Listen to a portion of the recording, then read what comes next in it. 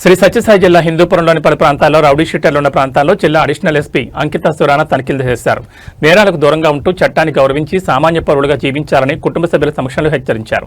నేరాలు, అసాంఘిక కార్యకలాపాలు, భూ ఆక్రమణలు, బెదిరింపులకు పాల్పడితే తీవ్ర పరిణామాలుంటాయని, చట్టపరమైన చర్యలు తీసుకుంటామని వార్నింగ్ ఇచ్చారు. అనంతరం ఆమె మీడియాతో మాట్లాడుతూ రౌడీ షీటర్ల ప్రవర్తనను మార్చడం, సమాజంలో నేరాల రేటును తగ్గించడం కోసం ఈ కార్యక్రమం నిర్వహిస్తున్నట్లు ఆమె తెలిపారు.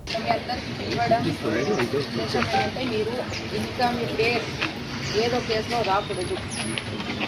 మీరు నెక్స్ట్ టైం నేను కౌన్సిలింగ్కి వచ్చినప్పుడు మీ పేరు దీంట్లో ఉండకూడదు.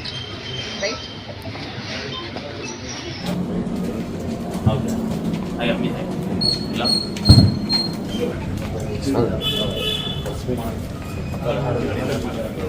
क्या कर रहे हैं?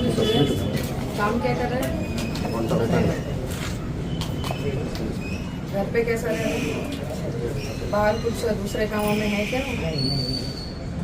देखो माँ तुम्हारे एरिया वाले का ठीक को निकल कर आपको 4-5 बार आनियल साल 2 बार आया నీకు ఈ ఏరియాలో భయం పోవాలంటే ఓ పని చేయాలి. మళ్ళీ చేస్తామంటే ఈ ఏరియాలో భయం పోవాలంటే నువ్వు వస్తే షటిల్ తీసేసుకోవాలా, బట్టలు ఇప్పేసి ఈ ఏరియాలో 2 సార్లు తిప్పుతాం. అర్థమైందా? అప్పుడు భయం పోతుంది. కంప్లైంట్ రాకూడదు నీ గురించి. ఈ ఏరియా నుంచి డైలీ ఈరోజు హిందూపూర్ సబ్ డివిజన్లో మన రెస్పెక్టెడ్ ఎస్పీ సార్ గైడెన్స్ కింద ఆపరేషన్ పీస్ కండక్ట్ చేశాము. ఈ ఆపరేషన్ ముఖ్యంగా ఉద్దేశం ఏంటంటే టాప్ రౌడీ షీటర్స్ ఉన్నారు హిందూపూర్లో, వాళ్ళ టాప్ రౌడీ షీటర్స్ని సెలెక్ట్ చేశాము. వాళ్ళ ఇంటి వెళ్ళి ఇంటి దగ్గర కౌన్సిలింగ్ చేశాము. వాళ్ళ ఇంటి రిలేటివ్స్తో, ఫ్యామిలీ మెంబర్స్తో మాట్లాడాము.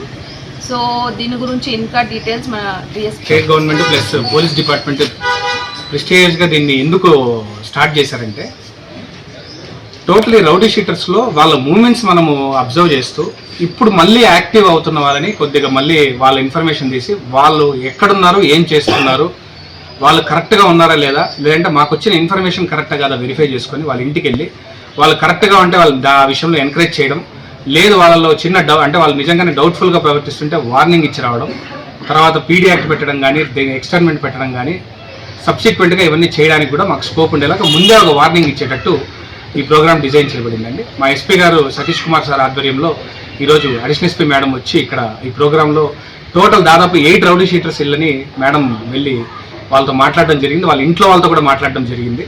సో ఇంట్లో ఫ్యామిలీతో ఎందుకు మాట్లాడతామంటే వాళ్ళకు కూడా ఒక ఇన్స్పిరేషన్, అంటే మీరు మంచి చేసేటట్టు ఉంటే మేము ఉన్నాము అనే ఒక ధైర్యం ఇవ్వడం, లేదు వాళ్ళు తేడాగా ఉన్నారంటే ఖచ్చితంగా పోలీస్ యాక్షన్ తీసుకోబడుతుంది అనేది వాళ్ళకి తెలియజేయడానికే మెయిన్ ఉద్దేశం.